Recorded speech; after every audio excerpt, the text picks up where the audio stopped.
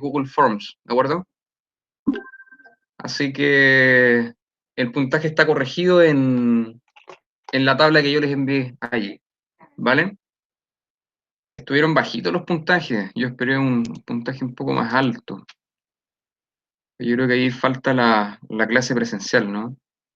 O resolver tus dudas a nivel personal. Pero bueno, se está grabando esto, ¿no es cierto? Sí. Bien, comencemos con la clase entonces, chicos. Al final de la clase veo las preguntas que me tengan que hacer. Vamos a elegir una ventana.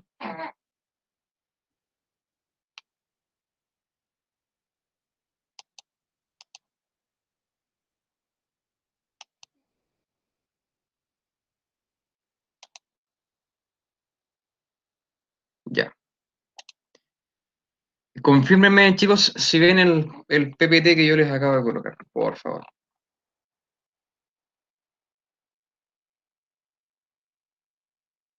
Ahí con un sí podemos avanzar, chiquillos.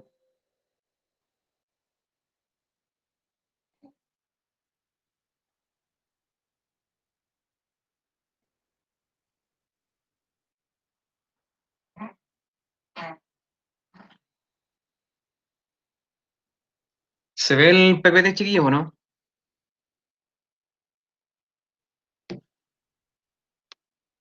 No puedo ver el chat porque estoy en pantalla completa, así que si activan el micrófono y me dicen sí, yo comienzo con la clase. Ya, comencemos entonces. La clase del día de hoy se llama Desafíos que plantea la inserción global, el debate en torno al Estado-Nación, ¿vale? Es una continuación de la unidad de globalización y voy a intentar recoger algunos puntos también de clases anteriores para poder fortalecerlos en esta clase, Bueno, como introducción, leamos lo siguiente, todos en conjunto. Dice así: se puede hablar tanto de problemas derivados de la inserción de Chile en la globalización como de disyuntivas, ventajas y desventajas que la globalización arrastra no solo para Chile, sino que para muchos países del mundo, como en la confrontación entre identidades locales y la expansión de modelos culturales externos, principalmente occidentales. El crecimiento macroeconómico versus los problemas de pobreza y desigualdad, tanto a niveles mundiales y locales, la soberanía nacional de los estados y la existencia de organismos transnacionales, internacionales y supranacionales. En la guía van a encontrar la definición de esos tres conceptos en una esquina superior derecha, donde van a poder distinguir qué es un estado nacional, qué es un organismo transnacional y qué es un organismo supranacional. Eh, Profe, Pregunte nomás. disculpe, ¿sabe? Yo no puedo ver el PowerPoint. No sé si a alguien más le pasará. Me salí y me volví a meter, pero no, nada. Ah, perfecto. Voy a dejar de compartir, chiquillos, y voy a compartir de nuevo el PPT, ¿vale? Bien, nos metemos acá entonces y vamos a presentar de nuevo. Seguramente cuando se salen, creo que se les sale todo el show que estamos mandándonos. Vamos a colocar una ventana acá.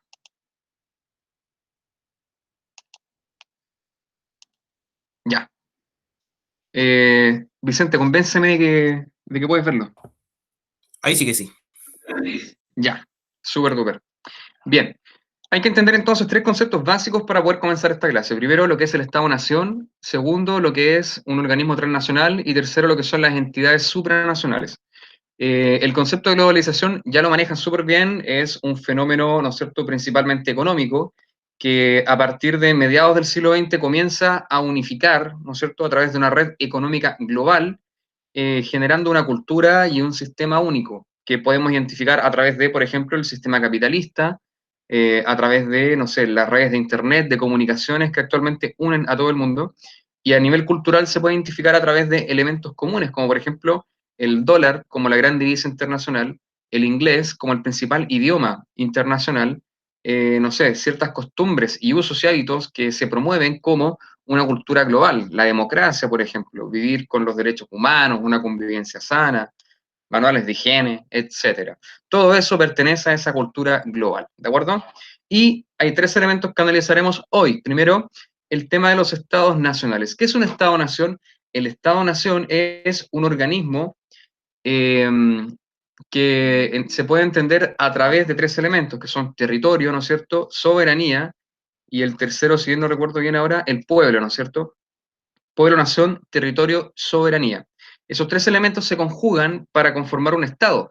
¿Y cómo se puede identificar un Estado-nación hoy en día? Los Estados-naciones son regímenes políticos que son muy exitosos. ¿Por qué? Porque sus ciudadanos, que son las personas que participan dentro de los Estados-naciones, se ven representados por este Estado y aseguran sus derechos, se pueden desarrollar libremente, están amparados por una ley. El caso de Chile, por ejemplo, Chile es el mejor ejemplo para un Estado-nación. Pero yo les pregunto, en Chile tenemos un solo Estado, ¿no es cierto? Tenemos el Estado de Chile. ¿Por qué? Porque Chile posee territorio soberano, el poder de soberanía también, que es la habilidad para poder escoger sus leyes, su propia forma de gobierno sin que nadie le diga nada, y también tiene una identidad nacional, ¿no? El chileno, que se identifica con varios elementos que podemos asociar a una nación. Pero la pregunta es la siguiente, dentro del Estado de Chile, ¿se encuentran otras identidades nacionales? ¿Se encuentran otras naciones? ¿O solamente hablamos de la nación chilena?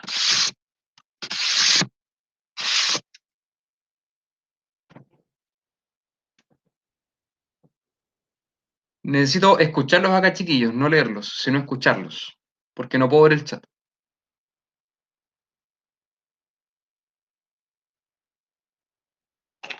Ahí piensen un minuto. En Chile, si bien tenemos un Estado, que es el Estado soberano de Chile, tenemos dentro de este Estado otras identidades nacionales, aparte de la identidad del chileno, el cabro que va en la cueca para el 18, que va a las ramadas, queda como piojo, canta el himno nacional. Eso es ser chileno, ¿no? Hay una identidad cultural fuerte ahí. Pero tenemos otras identidades nacionales o tenemos otras naciones dentro del territorio chileno. A ver si algún capo se la juega por ahí, o una capa.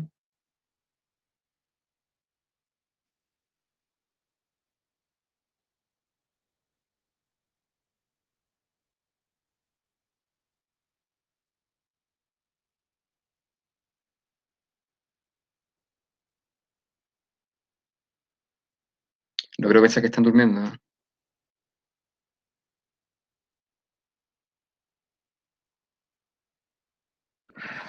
¿El profe se refiere a que hay presencia de otra cultura? Jueguensela, si se tienen que equivocar acá, pues yo no estoy esperando que respondan correctamente.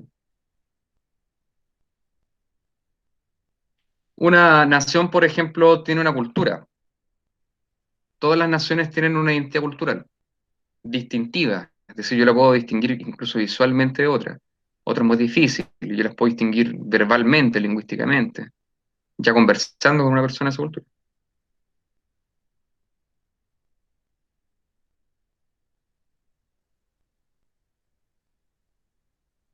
¿Qué preguntó, profe? No entendí. No cacho. Ya se lo voy a preguntar de nuevo. Yo necesito que veremos un poco el molde con esto porque si no, no me van a agarrar la clase. Necesito que ponerlo en problema. Si entendemos bien que Chile tiene un Estado soberano, que es el Estado de Chile, que aparece en la Constitución, capítulo primero de la Constitución Política de Chile, que Chile es un país soberano, que tiene un territorio soberano, que tiene una nación soberana, ¿ya? Que puede elegir sus leyes, que nadie más puede mandarlo, si nosotros somos un país que tiene autodeterminación, es decir, nosotros elegimos nuestras leyes sin que nadie... si bien entendemos que eso es Chile, ¿ya? Dentro del Estado-Nación de Chile, ¿hay otras identidades nacionales? ¿Existen otras naciones? ¿Hay otros pueblos que se definen como nación? ¿O solamente tenemos la nación chilena? O sea, serían los pueblos originarios, pero Ya, no sé si pero todos, sean como... Porque aparte de ser mapuche y eso, son chilenos, po. Entonces no sé si uno interesante. excluye al otro. Ya, buen aporte, Michael. Chicos, espero comentarios así, pues, ya que se la jueguen. Partiendo por el hecho de que Michael dijo no entendí la pregunta y después la contestó bien, ¿se dan cuenta? Esa es la idea. Ensayo-error, ensayo-error. Eh, si bien Michael acertó en esto, entendemos que en Chile hay solamente un Estado soberano. ¿Por qué? Porque solamente el Estado de Chile puede determinar sus leyes. Ejemplo, la nación mapuche puede elaborar leyes y hacerlas valer. No puede. La nación Rapa Nui, por ejemplo, o la nación Aymara, que son las 3 naciones indígenas en Chile que se autodeterminan como nación, ¿pueden elegir leyes propias? No, no lo pueden hacer. ¿Por qué? Porque estas naciones, si bien se identifican como una nación, no poseen soberanía. Y si no poseen soberanía, carecen de autodeterminación. ¿Qué es la autodeterminación? En este caso, el poder para poder elegir su propio sistema de gobierno, sus leyes, para poder gobernarse a sí mismos. No pueden. ¿Por qué? Porque el pueblo mapuche, por ejemplo, o el pueblo aymara, o sea, o el pueblo diaguita, están insertos dentro de un territorio soberano que es el Estado de Chile. Y por eso, cuando en el Estado, los ministros del Interior, por ejemplo, o los ministros de Defensa, hablan de que en Chile hay un Estado dentro del Estado, eso es alarmante. ¿Por qué? Porque significa que hay una disyuntiva o hay una contradicción evidente entre la ley, que está estipulada en la Constitución de Chile, y otros sujetos que están dentro del territorio nacional. ¿De acuerdo? Entonces ahí tenemos el tema del conflicto mapuche, tenemos muy apaciguado el tema Rapa Nui, porque saben que si Rapa Nui se llega a separar y a ser soberano, se van a morir de hambre, no tienen que les llegue insumos, comida, nada, quedan abandonados. Y tenemos en menor medida el caso de Aguita, ¿ya? En el norte chico, que se ha integrado muy bien al país y no busca una autodeterminación. La pelea de los de Aguita es más que nada contra las represas, ¿ya? Es contra el sector privado, no tanto contra el Estado. El pueblo mapuche tiene problemas con el Estado y con los privados. Aquí es más complicado el caso, ¿ya? Bien, dicho sea de paso, entonces, eso queda claro. Segundo, ¿qué son los organismos transnacionales? Son organismos que tienen, en este caso, la capacidad de unir y vincular a muchos países, ya sea en aspecto económico, en aspectos políticos, en aspectos sociales, y por lo general los organismos transnacionales tienden a ser organismos económicos. En este caso, grandes empresas como McDonald's, Coca-Cola, por ejemplo, no sé, IBM, un montón, Pepsi, Nike, todas esas empresas son organismos transnacionales. ¿Por qué? Porque producen bueno, elaboran sus productos y son representados a través de muchos países, ¿de acuerdo? Aquí es interesante el concepto deslocalización. ¿Por qué? Porque producen sus bienes a través de distintos procesos que están ubicados en distintas partes del globo. Por ejemplo, una zapatilla Nike no se hace en Inglaterra, parte en la India, después pasa a Bangladesh, después no sé, pasa a Bolivia y después pasa a Estados Unidos y de ahí se reparte a todo el mundo, ¿de acuerdo? Son organismos que tienen actividad comercial, económica, en distintas partes del globo, para abaratar recursos, para saltarse la ley algunas de ellas, ¿no? Yo me acuerdo que Zara, la empresa de ropa, tenía una sucursal clandestina en Bangladesh y se descubrió que tenían esa sucursal cuando se derrumbó una fábrica subterránea y murieron cerca de 200 niños que trabajaban bordando ropa para la marca Zara. Entonces ahí uno ve el lado feo de las transnacionales, ¿no? El lado feo de saltarse la ley para producir más barato. Ojo con eso, concepto de deslocalización. Y también tenemos a los organismos internacionales y supranacionales, que acá ya es una definición un poco más compleja y abarca organismos políticos como la ONU, como la OCDE, como la PEC, ¿de acuerdo? Que ya hemos visto en clases anteriores, ¿vale? Entonces, ¿cuál es el problema con el Estado-Nación? El problema con el Estado-Nación es que la globalización tiende a disminuir el poder que tradicionalmente ha tenido el Estado-Nación, ¿de acuerdo? Que es la forma de organización que tenemos nosotros como país, por ejemplo, ¿de acuerdo? En este caso, la globalización ha tendido a implementar políticas neoliberales, que ustedes bien saben, fomenta y fortalece las políticas del mercado en desmedro de las del Estado, con la reducción del papel del Estado como agente económico y social. Eso lo podemos ver, por ejemplo, en Chile, donde el Sename, por ejemplo, que debería ser un organismo 100% estatal, tiene casi un 50% de agentes que se licitan al sector privado, y el sector privado es quien administra muchas redes del Sename, y ustedes ya pueden ver cómo está la cosa, ¿no? De la misma manera, la cárcel, por ejemplo, se licita. El Estado le paga a muchos privados para que ellos puedan crear cárceles, mantener a los reos, pagar la gendarmería, y el Estado licita un concurso público para que los privados administren las redes carcelarias. Por lo tanto, Chile es un buen ejemplo en donde ustedes pueden ver que el Estado se ha reducido a un rol subsidiario. ¿Qué quiere decir eso? el Estado le paga a todos los privados para hacer la pega que tradicionalmente el Estado hacía. ¿Eso es bueno o malo? No lo sé. ¿Por qué? Porque en Noruega esto funciona muy bien. En Nueva Zelanda funciona muy bien también. Pero en Chile parece que no. Hay un tema que hay que preguntarse un poco más, ¿no? En tercer lugar, aumento de empresas transnacionales y multinacionales.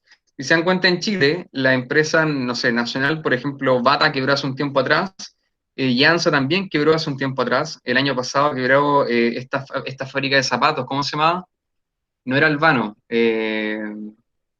Amor, ¿cómo se llaman los zapatos? Guante. No, Guante parece que sigue en pie. ¿Beba?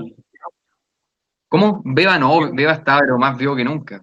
Ah, Beba pucha. siempre va a tener un buen público para venderle plástico a los pies. ¿Cómo se llama Era esa guante. fábrica en Chile? Guante, ¿no? No, fue Polini. Polini quebró el año pasado, por ejemplo. No puede competir Polini, son zapatos buenos. No puede competir contra una empresa china que produce los zapatos iguales, son iguales, llegan a Chile y se venden como pan caliente, pero la calidad es menor. Pero no puedes competir contra un producto chino que, si bien el zapato Polini te demoras 3 días en producirlo, los chinos en 30 segundos lo tienen hecho. Entonces, ahí hay un tema complicado. Ya hay muchas empresas transnacionales, multinacionales que se abren a los mercados y que tienden a destruir la industria nacional. ¿Eso es bueno o malo? No lo sé. No lo sé, ¿de acuerdo? Depende de la perspectiva en la que tú lo mires. Ahora, si eres productor nacional, para ti es lo peor.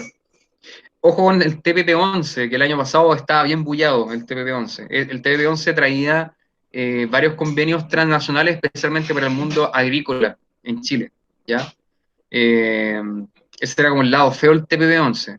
El lado bueno era que traía políticas de inclusión. Por ejemplo, el TPP-11 decía que si en una fábrica tú no tienes un 40% de personal femenino, tienes que empezar a hacer una ley de cuotas y empezar a integrar mujeres a la fábrica. Ese era algo positivo del TPP-11, ¿de acuerdo? Pero hay que echarle un ojo, son como 10.000 hojas de tratado del TPP-11, que no se ha firmado todavía. Ya. Economías nacionales cada vez más dependientes de las dinámicas globales, eso es cierto. Chile, si se llega a desconectar del concierto económico global, quedamos en la B. El paro de camioneros, por ejemplo, que amenazaron esta semana, ¿no es cierto? El jueves San Paro, nos quedamos sin carne argentina, nos quedamos sin productos que vienen desde Brasil, ropa, nos quedamos sin productos de aseo que vienen de Argentina, por ejemplo, nuestro principal proveedor a nivel latinoamericano. Uruguay también nos quedamos sin productos, en este caso de higiene, limpieza. Acá nuestra hija estamos viendo el tema de la leche, pues la NAN es importada, la traen en camiones. Entonces, si se dan cuenta, Chile depende exclusivamente del comercio internacional, dependemos del comercio internacional.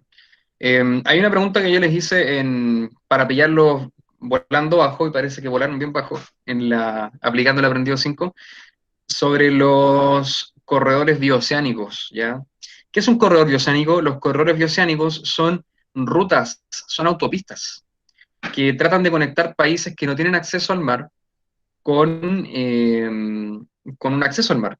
Y ahí se crea una zona de libre comercio. ¿Qué es una zona de libre comercio? Es una zona libre de tarifas aduaneras, donde los países que convergen en ese puerto tienen ciertos beneficios para poder traer recursos y sacar recursos, ¿de acuerdo? Es el caso de Paraguay y Antofagasta, que se está construyendo un corredor bioceánico. Y esa autopista que va desde Antofagasta hacia Paraguay, que no tiene acceso al mar, también pretende conectar a Brasil, que tiene acceso al Océano Atlántico. Entonces eso crearía una dinámica tremenda a interconectar a la economía chilena o latinoamericana con la economía global.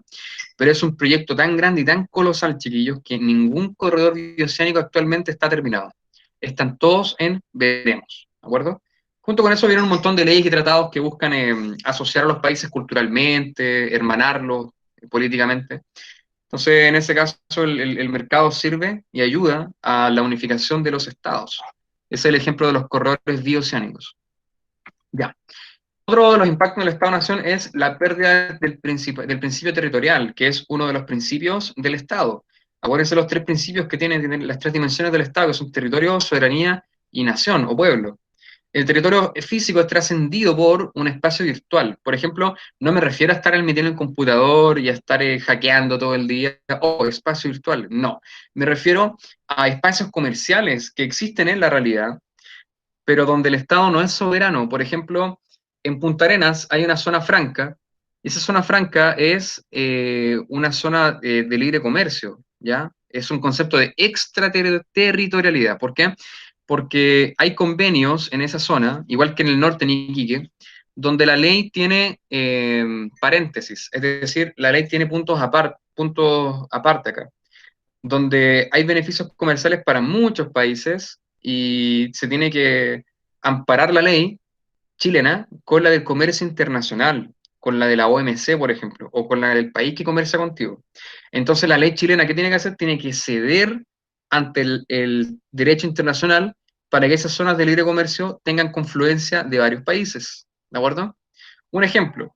eh, um, Supongamos que en Chile es ilegal pescar ballenas, pero en Punta Arenas los japoneses tienen una factoría para procesar ballenas o piden permiso para desembarcar con ballenas. ¿Qué ocurre? Hay allí un tema de un resquicio legal. Hay un choque con el derecho nacional, que es el derecho del Estado chileno, con el derecho internacional. Acá los japoneses, en su ley, no está vedado pescar ballenas. De hecho, los japoneses se comen todo lo que hay en el mar, hasta los corales, parece. Entonces, allí hay un conflicto, ¿ya? Hay un conflicto y tienen que resolverlo los abogados. Por eso es importante que los abogados ahí estén presentes en todo ese tipo de temas, ¿ya? Entonces ahí se aplica el concepto de extraterritorialidad, que es cuando se abren espacios físicos donde el Estado Nacional no tiene total soberanía para decidir qué se hace en su territorio. ¿Por qué?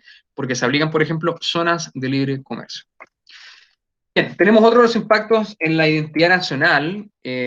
Acá vamos a apuntar con este láser, el rayo láser aquí, donde dice aldea global.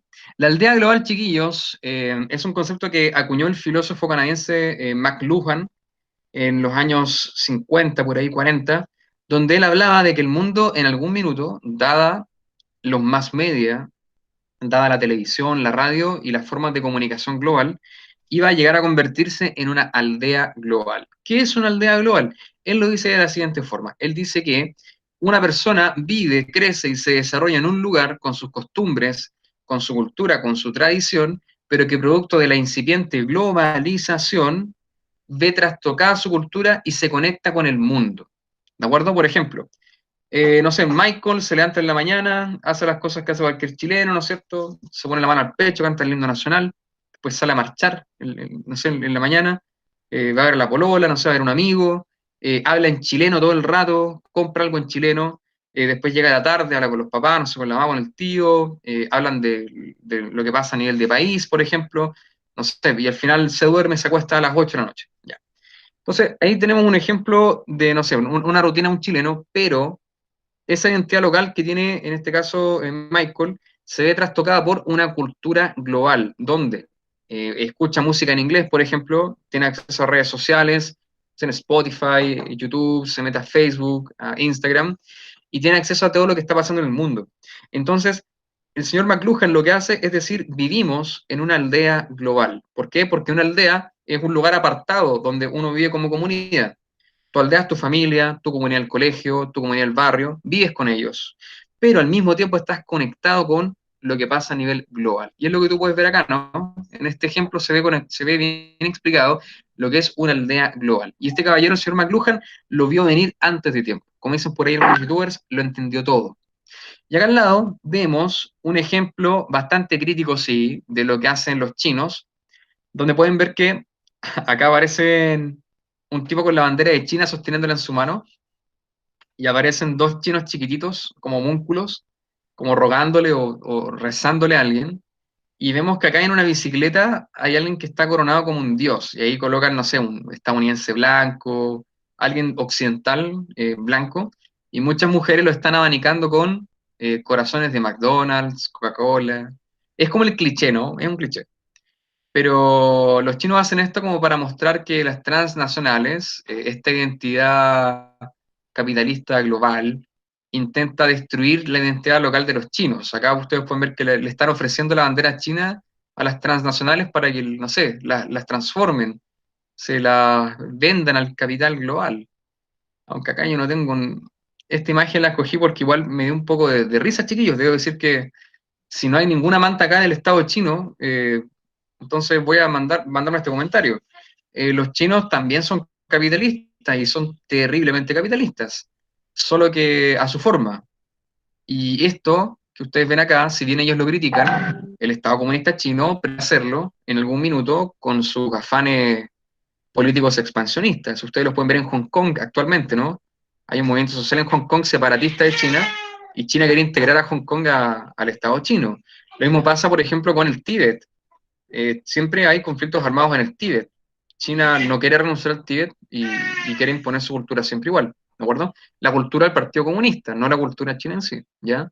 Entonces, si bien esta imagen es cierta, hay una crítica al capital internacional que tiende a destruir la cultura local. No es inocente la caricaturización que están haciendo los chinos, porque podríamos traducirlo también por parte del comunismo internacional chino. ¿Qué pasa en Chile? Si bien en Chile tenemos un gran acceso a la cultura global, hay elementos de resistencia. Por ejemplo, el mundo mapuche se resiste a la integración global. Se mantiene el idioma, el mapuzungún, se mantienen ciertas tradiciones y ciertas culturas propias, ancestrales de la cultura, y a nivel chileno tenemos menos resistencia a esta cultura global. Por ejemplo, tenemos, no sé, aceptamos el Halloween, aceptamos todas las celebraciones externas, carnavales, ¿no es cierto? Hay un montón de cosas que impactan a la cultura nacional, y el Estado-Nación ha visto reducido, por ejemplo, muchas tradiciones locales, como, bueno, las antiguas tradiciones religiosas como el Festival de Quasimodo, no sé, o los de la Noche de San Juan. Antiguamente se hacían como en octubre, la Cruz de Mayo antes se hacía, o las peregrinaciones de San Sebastián, o la fiesta de la trilla, que antes se hacía en febrero, se celebraba un montón. Nos damos cuenta que esa cultura campesina chilena se ha perdido, y ahora aceptamos, ¿no es cierto?, lo extranjero como algo válido, algo que se puede celebrar. Ahí hay una gran pega que hacer por parte de usted y rescatar esas tradiciones campesinas, principalmente en Chile. Ah, ojo, en Chiloé también hay una gran resistencia a la globalización, chiquillos, ¿ya? En Chiloé hay mucha resistencia, y en la Patagonia también. En la zona central y el norte es más permeable a la influencia de la globalización, ¿ya? Hay un debate en torno a esto. Por ejemplo, acá dice que el espacio físico es trascendido por uno virtual, que es lo que ya vimos anteriormente. Los estados nacionales siguen siendo los actores más importantes del orden mundial actual, ¿no es cierto? A pesar de la pérdida de soberanía, siguen siendo el mejor organismo de representación. Siguen siendo la mejor organización para el desarrollo y la defensa de los ciudadanos. Usted, si tiene una vulneración a sus derechos humanos, por ejemplo, no vas a ir a una corte interamericana de derechos humanos para hacerlos valer. Vas a ir a un tribunal local, ya, a una corte local, o vas a ir a un veedor de Amnistía Internacional en Chile, ¿de acuerdo? El Estado-Nación sigue siendo la mejor garantía de organización para los ciudadanos. Ojo con eso. Pregunta entonces, ¿qué disyuntiva puede haber entre el derecho internacional y la soberanía nacional? Yo ya les di una pista, les di un spoiler cuando hablamos de los barcos japoneses, ¿se acuerdan? Leo acá. Armonía forzada por tratados internacionales de organismos multilaterales. Por ejemplo, la ONU, la OSD y varios más, que vimos en el contenido anterior. Modificación del derecho, requerimientos externos del derecho internacional. Chile y los países que se integran a estos organismos tienen que cambiar su legislación interna para de esa forma poder pertenecer a esos organismos. Por ejemplo, cuando Chile se asoció a la ONU, ¿ustedes sabían que tuvo que aceptar el Pacto de San José? ¿Qué es el Pacto de San José? Es un pacto que elimina la pena de muerte en el país. Y es un tratado que tiene la siguiente característica: si tú quieres salirte del tratado, no lo puedes hacer a menos que los 23 países firmantes se salgan todos al mismo tiempo. ¿Qué pasó ahí? Chile tuvo que modificar su derecho nacional para estar acorde al derecho internacional, que tiende a la democratización de los derechos de las personas, ¿vale? Otro ejemplo, o hay una disyuntiva: ¿el derecho internacional permite el desarrollo pleno de los estados o disminuye su soberanía? Ahí abro hilo. ¿De acuerdo? Hay dos puntos. Hay autores que dicen que la globalización o la apertura internacional tiende a aumentar la soberanía y mejorar el desarrollo de los estados nacionales, y otros dicen que no, que la globalización tiende a devorar al Estado-nación y a quitarle derechos a las personas. Ahí ustedes pueden decir qué postura les gusta más. Bien, a modo de síntesis podemos decir entonces que la globalización ha tendido a disminuir el rol benefactor del Estado nacional, derivando en un Estado subsidiario, el cual se encarga de otorgar los roles de protección social y cultural a el mercado o al sector privado. ¿Cómo? Licitando proyectos y pagándoles por concursos públicos para que el sector privado se encargue de esas áreas sociales que antes eran propias del Estado. ¿De acuerdo? Y en segundo lugar, también es importante comentar que el Estado ha perdido esa noción territorial, si bien no lo ha hecho totalmente, ha perdido elementos territoriales físicos y son trascendidos por un territorio virtual, como por ejemplo a través del concepto de extraterritorialidad y las zonas de libre comercio que vimos en Punta Arenas, en Antofagasta y también ahí en Valparaíso.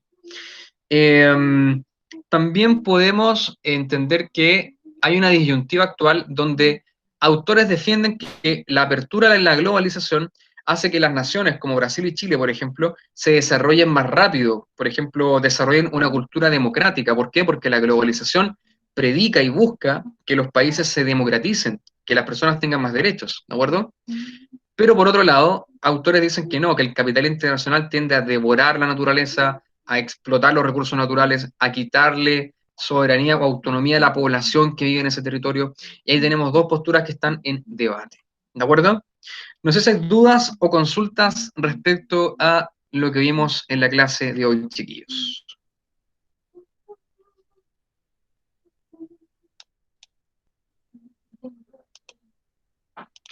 No tengo pruebas, pero tampoco dudas, dicen por acá.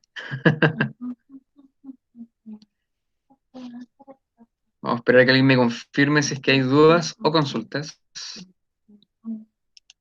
Porque si no las hay, nos vamos al Sócrates al tiro.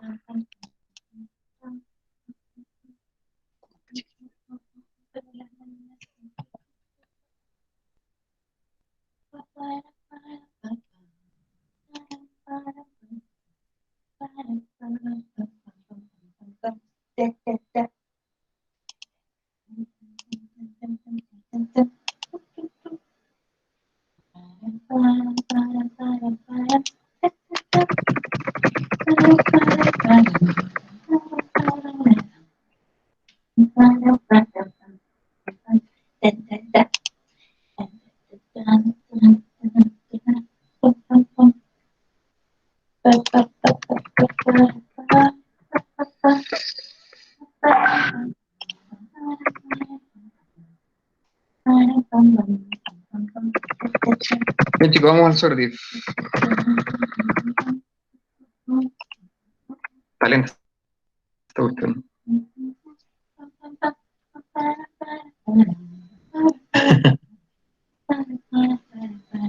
Está enojadina. Está enojada, mi hija. No le gustó la clase. Ya. Mm. Sube, sube, sube, sube, sube, sube. Ya. Vamos entonces al Sócrates número 21 y... Mientras ustedes lo hacen, yo voy a guaguetear un rato, ¿ya? El PAS es Paredes 8406. Paredes 8406. ¿Ya? Ahí está la clave. En 5 minutos más los llamo para resolver el quiz del Sócrates. Ticket de salida. Bueno, chiquillos. Ahí va. Eso, que ingresen nomás, con todo.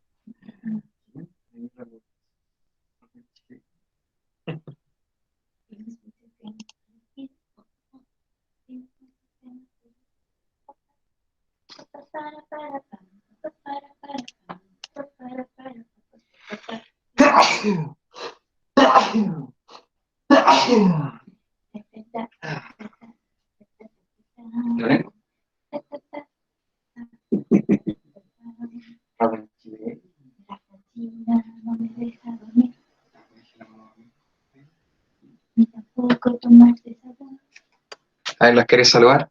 Saluda, hija. Miren, ahí están los amigos. Ahí están, mira. Dígales hola.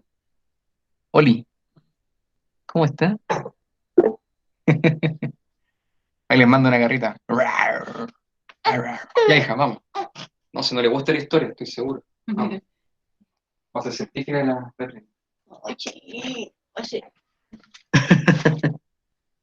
si tú tienes muchas ganas de ver, descubrir la cura para la calvicie. Sí, les manda ánimo la Trini para que les vaya bien en el Sócrates.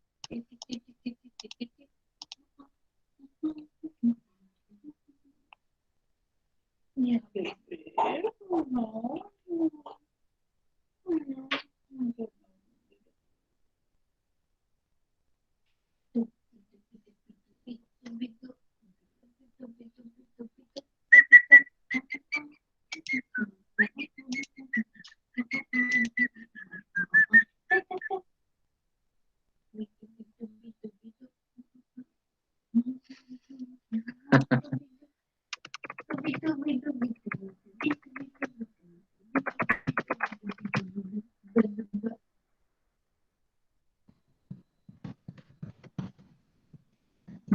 Tienes muchas ganas de ver. Tienes muchas ganas de ver. Para, param, param, param, param, param, param, param, te, te, te. Tupi, tupi, tupi, tupi, tupi, tupi, tupi, tupi, tupi, tupi, tupi, tupi, ta, ta, ta. Tupi, tupi, tupi, tupi. Chicos, tengo ingresado a 30 alumnos en el Sócrates y acá vemos 38. Deberían haber 7 más dando el tema. Les digo algo, si no ingresan al Sócrates, quedan fuera de la lista. Yo no los ingreso como asistente a clase, porque es como si ustedes fueran a clases reales y no fueran a dar el mini test final. Como si dijeran, profe, me voy, chao, nos vimos. No, no es la idea. Los que están en Sócrates van a la lista. Los que no van al Sócrates quedan fuera, ¿vale? Así que se los advierto, chicos, ahora. Me faltan 6 personas en el Sócrates.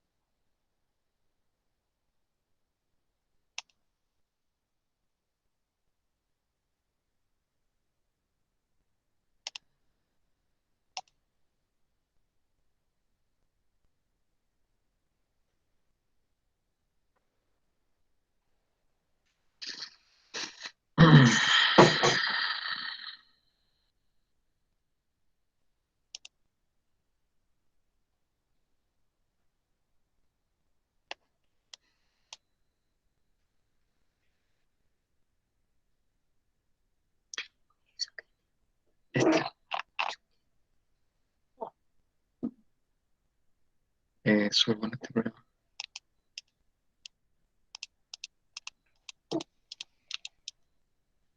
Para hacer mi test.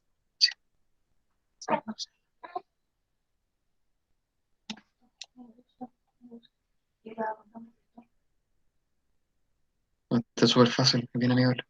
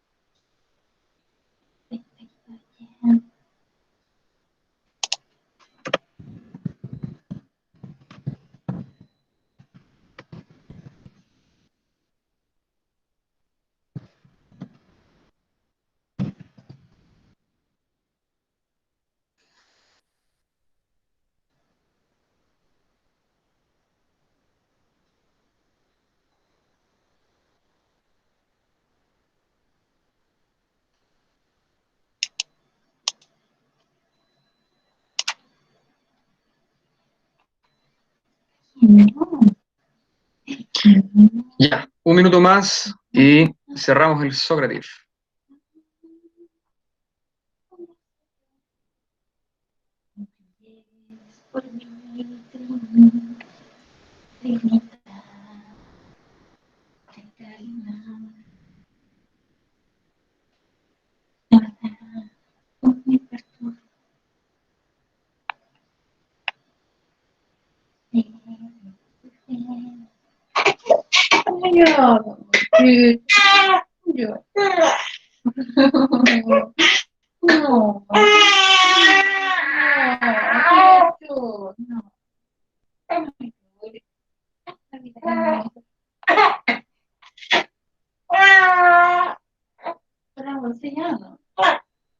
Faltan 10 minutos. Tú le dijiste comida a las 8, ¿cierto? 8 le dijiste 60. Sí. Después a las 9 unos 60 más. Pero a las 6 yo le di 60. Ya, pero no Después a sé. las 8. Perdón.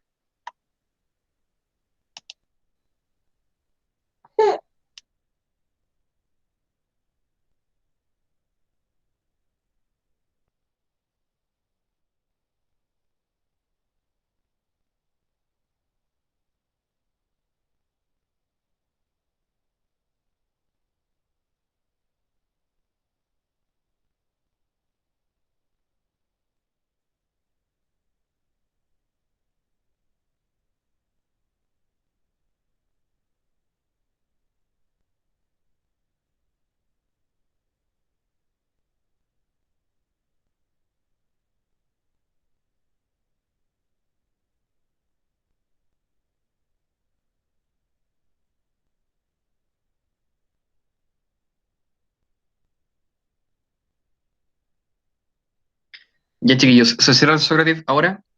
No les voy a retroalimentar directamente las preguntas porque están directamente justificadas en el Sócrates. Si se dan cuenta, debería haberles arrojado al tiro la justificación de la alternativa correcta. Así que ahí ustedes pueden leerla, chiquillos, ¿ya? Lo que sí, voy a dar un espacio, un minuto, en caso de que ustedes tengan dudas acerca de alguna pregunta, haya quedado algo un poco enredado, no haya quedado algo claro. Les doy un minuto ahora para que puedan manifestar los chiquillos antes de terminar la clase de hoy, ¿ya? Así que los escucho.